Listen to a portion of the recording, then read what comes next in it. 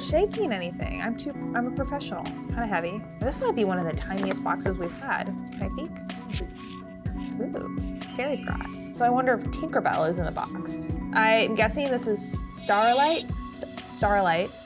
I had kind of a stutter. I think I had too much caffeine today. So cute. Okay, it looks like a cross, but you could also maybe play tic-tac-toe. Tink, you in there?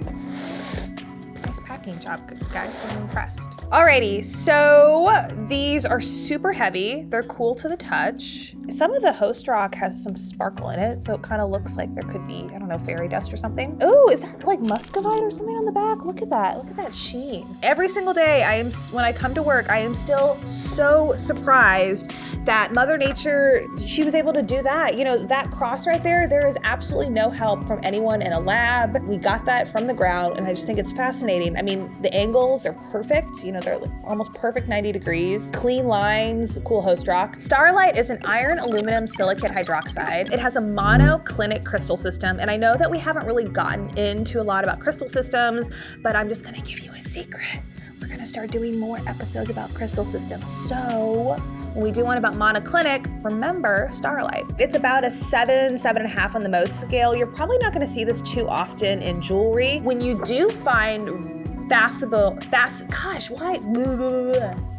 when you do find facetable Starlite, it's gonna be red and transparent. Some of the bigger sources are China, Brazil, Switzerland. All of you Georgians who are watching, you've got your peaches, but you also have Starlite. Starlite is the state mineral of Georgia, not too far from Tennessee, so I guess I could just run down there and mine some myself. There's a lot of Starlite also found in Patrick County, Virginia. So much that there's actually a park named after it. And for those of you who have been to the Fairystone State Park, that's where the name comes from. So on this video, or on this channel, we like to talk about history. So legend has it that fairies actually cried when they heard that Jesus Christ was crucified, and that their tears made these crosses. So Starlite has a few different names, St. Andrew's and Greek cross. It comes from the Greek word stauros for cross, and I'm sure you can see why. Obviously the Greeks did not put all of these together, but we can explain that cross look with something called twinning. I'm sure you're thinking, twinning, is Natalie gonna bring a twin on? I don't have a twin. No one's gonna be on this show with brown hair and a striped shirt. But when we do talk about twinning in gemology and geology, it's when you have two crystals that grow together. And in Starlite, what makes it so cool is that they intersect at 90 degrees, hence the crosses. It's more common to find Starlite that intersects at 60 degrees.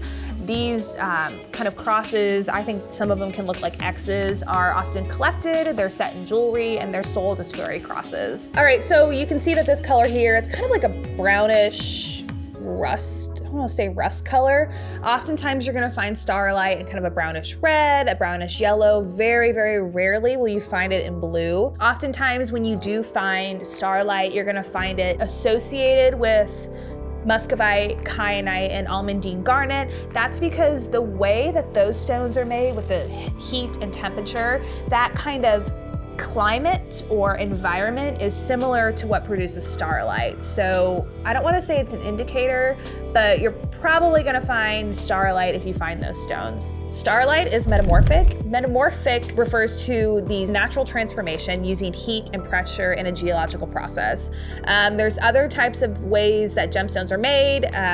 For today's purpose, just remember metamorphic. When you are talking about metamorphism, if you see Starlite, Starlite is gonna occur at a certain time in this metamorphic process. So scientists can look at Starlite and they kind of know what's going on in the area that it was formed. I want you to take a closer look at the cross and you can see the structure of the crystals.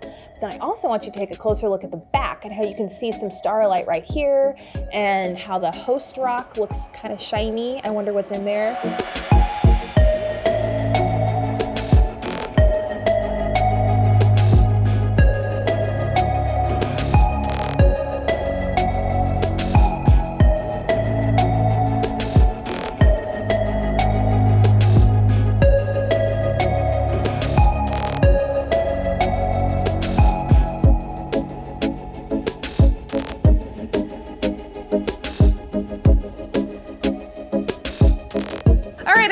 If you are in Georgia or Virginia, start digging, and I hope that you enjoy looking for Starlite. Thank you everyone for watching. Remember to like and subscribe. In the future, we're gonna talk about monoclinic crystal systems. We're gonna talk about metamorphism. You don't wanna miss out what we've got coming up next.